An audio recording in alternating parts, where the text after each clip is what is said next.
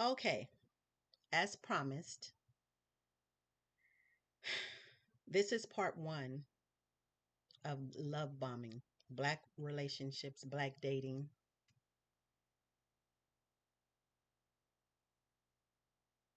I want to tell you an experience that I had, of many experiences. I'm no saint, but I put myself out there to date because as humans, we weren't made to be single. We were made to share our lives with someone else. Of course, someone compatible, of course, someone who has our same interests, and someone who will protect us, and uplift us and encourage us as people, women and men. So that was my mind in going into this whole dating thing. I've had many of dates. Again, I'm an active part of my success. I'm an active part of me meeting someone. I am on a dating site, and I have dated a couple of individuals from the dating site. I'm not there consistently, but I feel like I'm there enough to, do my part. Meet someone, get to know that person, you know. I'm impulsive, whatever, you know, a good thing, a bad thing, I don't know, but that's who I am, and I'm aware of that, and that's okay with me. I'm not impulsive with everyone, but I can be impulsive, and the type of person who likes to get what she wants, especially if I work and do my part in the engagement or relationship or whatever it is. I just feel like, why not? Why not get what I want? Um, so here I am venturing into a new date. I meet this person, this guy. I'm saying person and guy right now only because at the end you'll know who it is. You will know who it is. I'm going to share uh, some text messages. I'm going to share some pictures. You'll know who it is. Yeah, I just, yeah. So we'll get there. So I met this person on a dating site. Um, I'm usually reserved. I'm usually low key shy, but once I warm up, that's it. You got me 100%. I'm in. We can do this. Let's go type of person. Um, and most of the guys are pretty receptive to that kind of thing.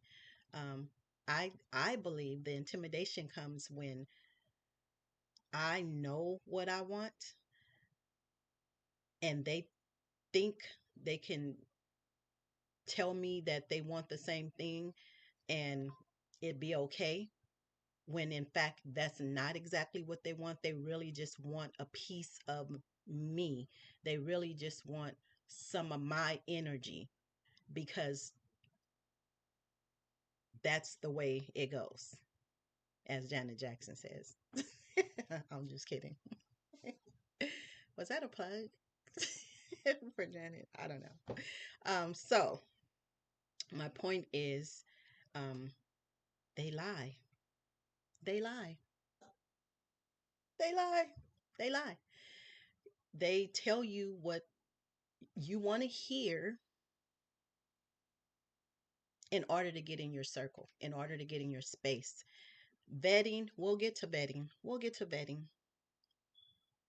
But the initial conversation, it's going well. We're going we're going 100 miles per hour with the back and forth conversations. Uh just chatting on the dating site, feeling comfortable enough to exchange phone numbers. He asked for my phone number. I don't have a problem even offering my phone number first, but in this instance, he asked for my phone number. So I was like, yeah, this conversation is going so well. Let's work this out. Let's hear each other's voice. Let's talk on the phone. So we did. We exchanged numbers. Um, we spoke on the phone. You know, before we spoke on the phone, we found that we had so much in common. As you know, I thought because that's what he was telling me. He was saying the same things that I was saying. So conversations were, there was no pause in conversation, is my point. And so we were going back and forth and we're having these conversations, and we find that our birthdays are on the same date. Who does that? Who finds a guy that they're interested in and that's interested in them and their birthday is on the same date? Who does that? Well, ours was. At least that's what he told me. His birthday was the same as mine. Um, this individual was,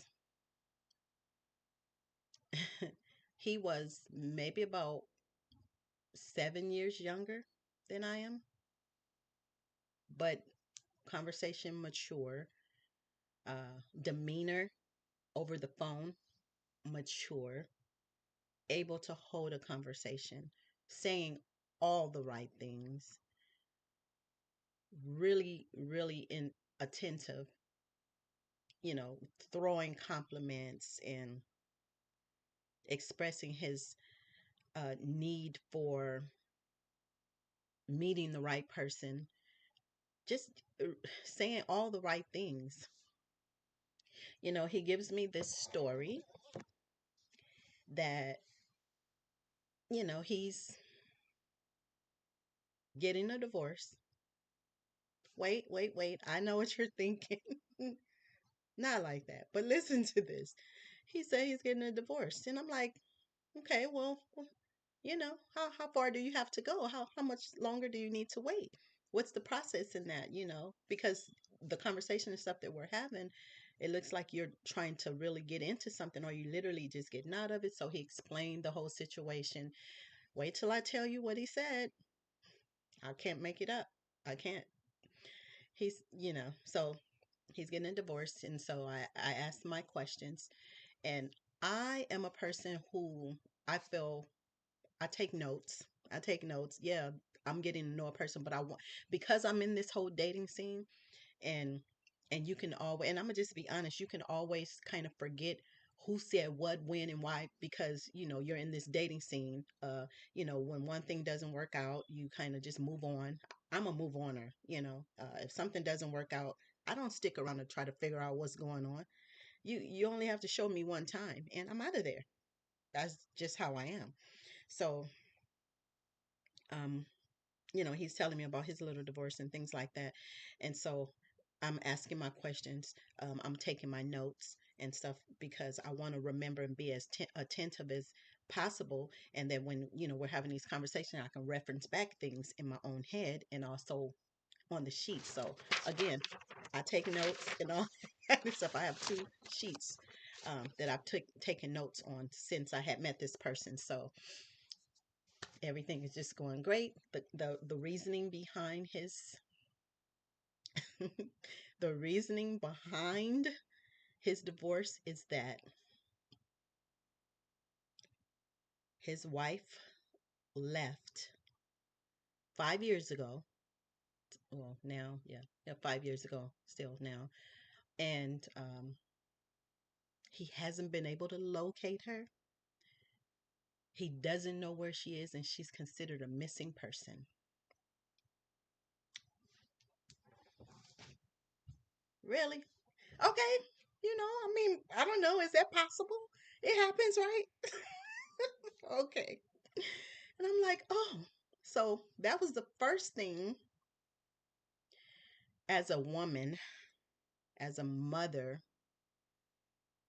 that drew me into him because I felt like, what? She left you?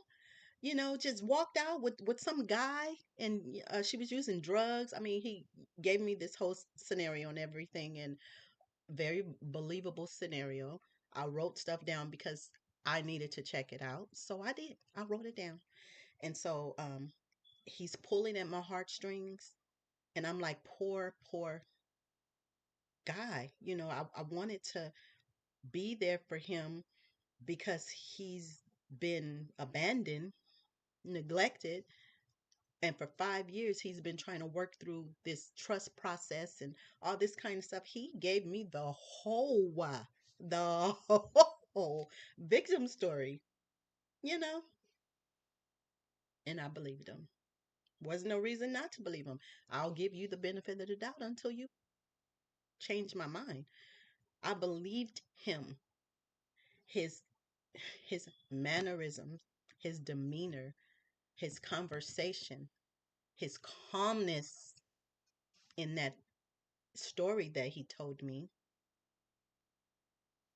There was no breaks. He was repetitive in it. He had it down like he practiced it. It was an act for him. So I found out. So, I'm like, "Oh, that's terrible. I can't believe she did that. Wow, do you think she's okay?" "Well, I don't know. I haven't heard from her. Nobody's heard from her. Her family hasn't heard from her." He has a daughter with her. The daughter's 26 years old. I'm not lying. Well, I'm sorry. I might be lying because that's what he told me. He said his daughter is 26 years old by this lady who left him 5 years ago. He does not know where she is. She's considered a missing person. Police has been investigating. Um, he had to wait to get a divorce because they were still trying to locate her. Okay. Okay. Well, how do you feel about that? Like, how does that, what does that do for you? Like, are you over that? Are you done? Yeah, it's been 5 years and I'm just done. I'm just ready to move forward now. I'll be getting my divorce in 2 weeks, he said. As a matter of fact, he said, here's the date. He said he's going to be getting his divorce. Put it on here.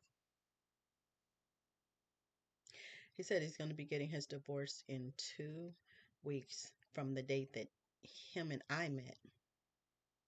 So I was like, okay. And he's like, yeah, I have court on Tuesday. Um, so I'm gonna be up in there and they're gonna be giving me my papers. And I said, oh well that's good, but do you think she's okay? Like you not worried? And then finally it hit me. Oh, it hit me. I said in my head because I couldn't say it to him. Remember, it was too early in the little date or whatever. It was too early in the conversation. So in my head, I said, "What if he had something to do with her disappearance? Who just gets up and walk away from their kid? Okay, the kid is 26 years old right now, is what he said. If she left 5 years ago, the kid was grown. The kid was grown. The kid was 20, already 21 years old. I don't understand. So the mom didn't reach out to anybody? Hmm, I don't know. So in my head, I was thinking, I wanted to ask him so bad. I wanted to ask him, well, you don't, you know, they're not looking at you. They're not, do they suspect you? Because what do they say? What do they say? The spouse is the first person to be suspected. He They had to have suspected this guy. They had to. So, I didn't say anything because, like I said, it was too early. So I was just thinking it. And I said, oh, when I get off the phone, I'm going to write this down. So I did. So I was just, telling him, I'm so sorry that happened to you. I'm glad that you're in a better place. Being myself, being real genuine, not accusatory. Again, in my head, I felt that way. But, it was just a little feeling that came over me, just a little something because we have these intuitions. So I was like, okay. Um, so I'm encouraging him. Well, it's gonna be okay. At least you have your daughter. She's doing well. He told me his daughter was in law school and that he paid for it. He paid for her to get through law school and bought her first car, is what he said. And, I commended him for that and for sticking with being supportive to his daughter. So, again, he's pulling in my heartstrings and he's making me feel like, wow, he has been dealt a terrible hand. And I want to be the person, right? I want to be the person who shows him everybody's not like that. I'm still sticking with his scenario. I'm still sticking with his story and and placing myself in the part of being his savior, I guess. And I think that happens a lot of times because we don't necessarily always get these guys who come to us with these problems, or they want us to just understand and just help them and just be there for them. Just all he kept saying was, just I just need somebody just to love me and not leave me, just to be there. And he said, I know you would do that. I know you can do that.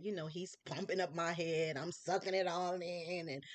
And I'm in a vulnerable enough state as a single person and parent and woman, uh to just suck it all in and fall for it and go through it. And he's encouraging, and he's uplifting, and he's doing every he's saying and doing everything. He is within a short amount of time. It was just like this, like a whirlwind. It was just a lot. But we were so in sync. At least I thought we were. At least I thought we were. He talked a lot about the future, what he wanted to do with me, how he wanted us to grow. I'm a huge person about productivity. I'm a huge person about encouragement and things like that. He knew where to hit me to get me to do exactly what he wanted me to do. He knew what to say. He knew what to say. He asked he asked a lot about my background. He asked a lot about my relationships. He listened. He repeated stuff back that I didn't even think he was paying attention to. He asked about my family. He asked about my goals. Our goals were in line. Our goals seemed to be in line. Our goals were very similar. It just seemed so. Right now, this is the first time I'm talking about this. And I can tell you this, which some of you will probably be able to relate. I can tell you this. I'm starting to feel that heaviness again. And I'm not sure why, but I'm starting to feel that heaviness again that I felt when I talked to him. This is how he made me feel right here. And it's tearing me up because I consider myself, a intelligent person. I consider myself not worldly, but with a knowledge of having some type of sense of being able to discern when you're being played, I guess. I don't know. I thought I did. I thought I did. He was, I'm not going to say the bad word, but he was effing good. He, he, he was good. He was good. I've been lied to before. Not like this. Not like this. Stay tuned for part two.